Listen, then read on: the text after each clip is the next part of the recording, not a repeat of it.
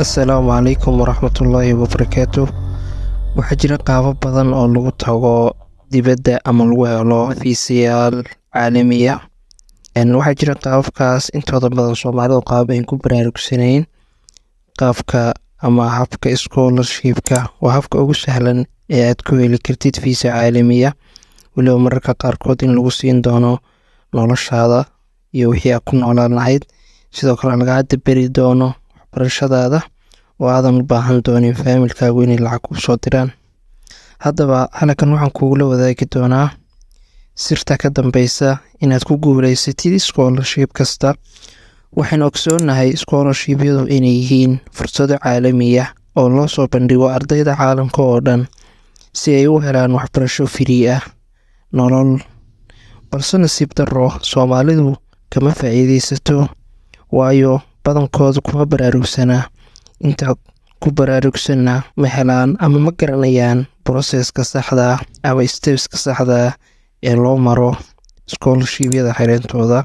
Waxaan kula wadaagi doonaa 5 tallaabo oo kaa saacidi doona inaad ku guuleysatid scholarship kasta, aadna ka mid noqotid dadka la doorto ama la siiyo fiisayaasha caalamiga ama dalku galada dalalka bixinaya scholarship-yada. Inta aanan u gudan gelin, waxaan kaa codsanaynaa inaan channelkeena subscribe, like iyo comment ba saartid. Number 1, xilli hore apply garay. Waxaan ognahay scholarship-yadu inay leeyihiin waqti ay furmaan oo la apply garan karo iyo waqti ay xirmaan oo deadline ah. Waxaa ku dadaashaa inaad waqti hore xereysid scholarship-ka oo aadan sugin ilaa habeenka u dambeeya oo scholarship-ku xirmayo. Step-ka 2, la soco scholarship-yada furan waqti walba.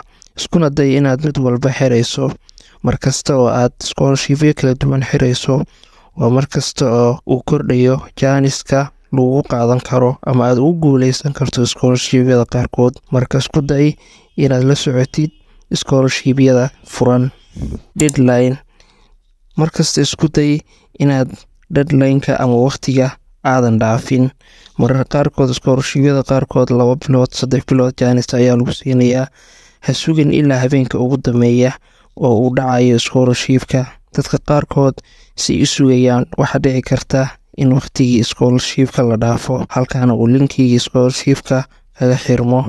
Ku dadaal deadline-ka inaad la socotid ama waqtiga uu xirmayo scholarship-kaasi. Number 4, been ha sheegin sida inaad qorato waraaqa been ah. Waxaan ognahay Soomaalideena inteena badan inaysan haysan, dadka Soomaaliya wax ku bartay gaar ahaan inaysan haysan waraaqa scholarship-ka sida recommendation letters-ka, sida waraaqa Ingiliisha. Marka waxaa dhici karta inay qortaan waraaqa fake ah. Mararka qaarkood waa la qabtaa, waana sababta ugu badan ee Soomaalidu ugu guuldareysato scholarship-yada qaarkood. Ha qaadan shahaado fake ah ama waraaq fake ah. Ha qaadan oo aadan lagu qorin ama aadan xogteeda adigu lahayn.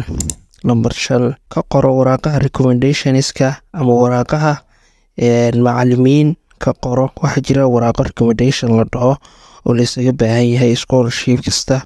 Marka waraaqaha waxaa ka qorataa macallimiin aad garanayso ama aad isku fiican tihiin ama aad hadhow heli doonto.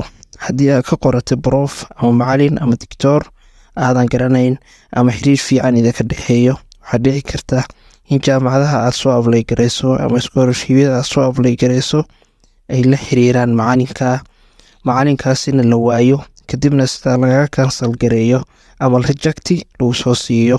Marka macallin aad garanayso inuu taleefanka qaban karo ama email ka jawaabi karo, ka qoro waraaqaha recommendations-ka. Ugu dambeyn, waxaan kugula talin lahaa ha niyad jabin oo sabir yeelo.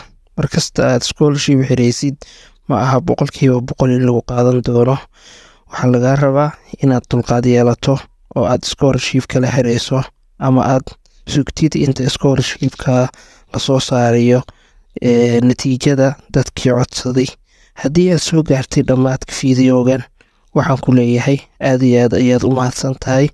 Waxaan soo gudbin doonaa habab ama waxyaabo badan oo kaa saacidi doona inaad ku guuleysatid scholarship-yada caalamiga.